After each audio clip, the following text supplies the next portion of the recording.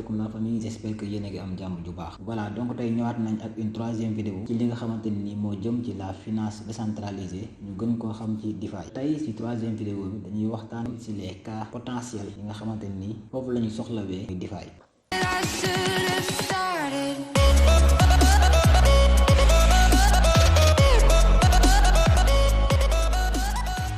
cas yi nga xamante ne nii la DeFi dafay intervenir donc de manière très différente ak li nga xamante ne nii moom lañ yàgg a xam muy suñu banques yi ni ñuy doxee ak yeneen système yi ni ñuy doxee. La DeFi day dox ci loolu mais de manière très différente. Donc cas bi nga xamante ne nii DeFi daf ci gën a intervenir bi si njëkk bokk na si liñ naan emprunter et prêter de l'argent, maanaam ngay leb xaalis wala ngay lebale xaalis. Parce que tey DeFi niñ ko composé dafa am lu ñuy woowee les protocoles de prêt ouvert. Donc ñoom protocole yooyu dañ ko tënkaale ak univers bi nga xamante ne nii mooy l'écosystème de la DeFi, univers bi nga xamante ne nii DeFi daf ci intervenir. Donc dañ ko tënk ak loolu. Donc liñ naan leb xaalis ak lebale xaalis ci biir DeFi dafa nekk système boo xam ne c'est décentralisé. te donc loolu da koy may li nga xamante ne nii mooy ay avantages yu bare par rapport ak système yi nga xamante ne nii moom lañ xam muy les systèmes traditionnels comme banque yeeg comme yeneen systèmes yi nga xamante ne nii vraiment c'est des systèmes traditionnels. Maanaam tey boo demoon ci banque yi ni ngay jaar système biñ lay teg pour nga jaar fa pour ñu mën laa lebal sa xaalis. Donc système boobu ak système yi DeFi andi bokkul parce que banque yi dañoo nekk ci système centralisé am ñoo xam ne ñoo leen di contrôler. DeFi nekk ci système décentralisé mu nekk système boo xamante ni amul kenn koo xam ne yaa koy contrôler. Voilà, donc loolu aussi da koy permettre ay avantages yu bari. Avantage bi ci njëkk bokk na ci dañ naan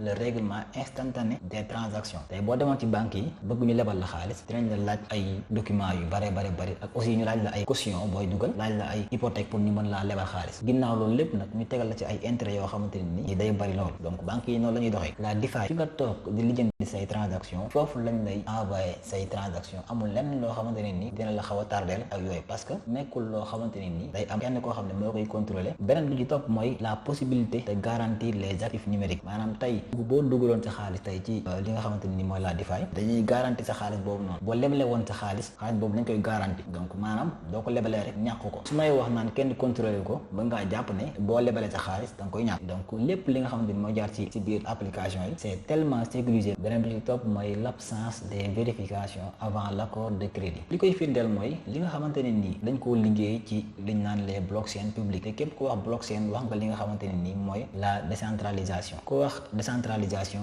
wax nga li nga xamante ne nii mooy la minimisation de la confiance. muy maanaam confiance bi nga xamante ne nii banque bi amu ko ci nit ki parce que banque yi amuñu données yëpp ci nit ki. Donc li tax ñu mën laa lebal xaalis mooy nga andi des preuves suffisantes que ne yow mën ngaa fay ñu doog laa lebal seen xaalis. Mais fii nag li mu nekk ci blockchain publique moo tax jarul sax a vérifier, c'est transparent. Vérification bi nga xamante ni moo am ci la DeFi mooy dañ naan la vérification cryptographique. Te loolu aussi da koy permettre maanaam leb xaalis bi ak lebale xaalis bi nekk loo xamante ni day yomb lool ci ñi koy utiliser. Day nekk loo xamante ni tamit day gaaw te aussi day accessible à tout le monde. foo mënti nekk ci monde bi ak niveau de vie boo yor ka nga yor xaalis ak ka nga ñàkk yor xaalis donc mën nañ daal lebal xaalis. Donc c'est vraiment très important côté boobu noonu. Alors beneen cas bi nga xamante ne ni moom la DeFi di intervenir bokk na ci lañ naan les services bancaires monétaires. Alors comme li nga xamante ni mooy les dApps mooy les applications de la DeFi. Donc ñoom par définition mën nañ jàpp ne ay applications financières lañ. Donc ñoom aussi dañuy jéem a copier exactement li nga xamante ni moom noonu la banque yi di doxee ñu jël loolu ñooy dindi li nga xamante ni mooy les défaillances yi nga xamante ni banques yi dañ ko am. Donc bi ci njëkk bokk na ci li nga xamante ni moo am solo muy banques yi ni ñuy génnewee aussi ñoom seen xaalis fii li nga xamante ni mooy la DeFi moom it noonu lay génnee xaalisam. Donc xaalisam yooyu bokk na ci dañ naan les stable coins expliqué woon naa ko la fois passée suñu vidéo yi jàll. Donc naa leen defal lien bi ci suuf ngeen dem xool lan mooy stable coin ak aussi li nga xamante ni mooy les crédits hypothécaires ni ko banque yi di defee ak aussi li nga xamante ni mooy assurance. Donc ñetti points yooyu aussi li nga xamante ni mooy les services bancaires monétaires yi am ci la DeFi dañ ciy intervenir. ñun ñëpp xam nañ ne blockchain moom actuellement arrivé na à maturité. Maanaam nekk na loo xamante ne nii ñëpp a ko adopté ñëpp xam nañ ne lii lu développé la loo xamante ne nii lu sophistiqué la. Li nga xamante ne nii moom la ñëpp di accentuer actuellement mooy créer ay stable coin. Voilà, donc stable coin ma ñëwaat ci lu ndaw mooy benn crypto-monnaie boo xamante ne nii valeur am du yéeg du wàcc. Donc day garder même valeur bi te moom dañ koy adossé ci benn actif boo xamante ne nii comme lu si mel ne dollar. Maanaam benn buñ ci doon exemple USDT moom stable coin la mais moom benn USDT égal à benn dollar moom valeur am dañ ko mettre directement ci dollar américain.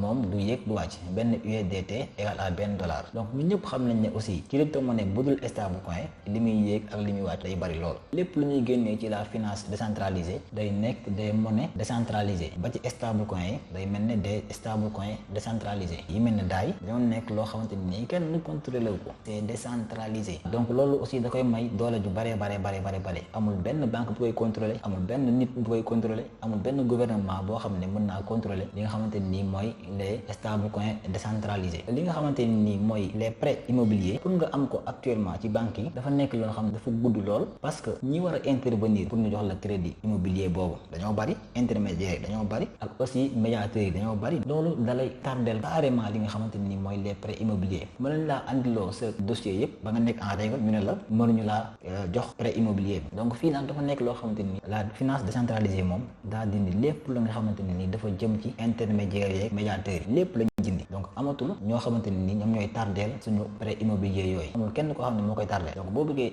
def ay prêt directement da ngay dugg instantanément nga jot sa prêt. Donc c'est vraiment quelque chose de vraiment très rapide, amul kenn koo xamante ni moo lay tardeel. Li ñuy utiliser blockchain public rek loolu dafa garantir ñu bari parce que la blockchain c'est décentralisé de 1, de 2 dafa nekk loo xam ne c'est transparent. Donc moom dafa éliminer lépp lu jëm ci wàllu intermédiaire yeeg moo tax actuellement ñu bari donc dugg ci li nga xamante ni mooy la finance décentralisée parce que moom dafa réduire risque bi nga xamante ni moom moo nekk ci assurance yi nga xamante ni moom la ñu banque yi di defal. Donc moom day maintenir la même qualité bi nga xamante ni moom la banque yi di def moom lay andi te amul frais presque mën naa ne ay frais yu minime lay andi par rapport ak banque yi nga xamante ni dañuy def seeni même service ak finance décentralisée ba pare taxé la ay frais yoo xamante ni day bari lool. Voilà, donc beneen bi nga xamante ni la finance décentralisée dafay intervenir mooy li ñu naan les places de marché décentralisées. Alors catégorie bi nag moo nekk catégorie application décentralisée yi nga xamante ni ñoom ñoo gën a naqar yooyu nag parce que seen njariñ dafa am solo lool, moom moo ëpp njariñ ci li nga xamante ni mooy innovation financière actuellement. D'ailleurs sax yenn application yi nga xamante ni ñoo gën a am solo ci la finance décentralisée ñoom ñoo nekk application yoo xamante ni ñoom la ñuy woowee les échanges décentralisés muy les DEX. DEX aussi expliqué woon naa ko suñu vidéo yi jàll, donc naa leen defal lien bi aussi ci suuf vidéo bi. Donc application yooyu dañuy permettre par exemple ku bëgg a envoyer xaalis nga envoyer ko directement ki nga koy envoyer sans intermédiaire. Mooy li may wax chaque jour rek amul kenn koo xamante ni moom mooy intervenir boo bëggee envoyer sa xaalis wala yooyu, c'est de pair à pair. Loolu nag li koy permettre mooy li ñu naan les smart contracts. Donc smart contract yooyu dinaa ci ñëwaat ak vidéo expliquer leen lan mooy smart contract. Technologie blockchain aussi moom day apporter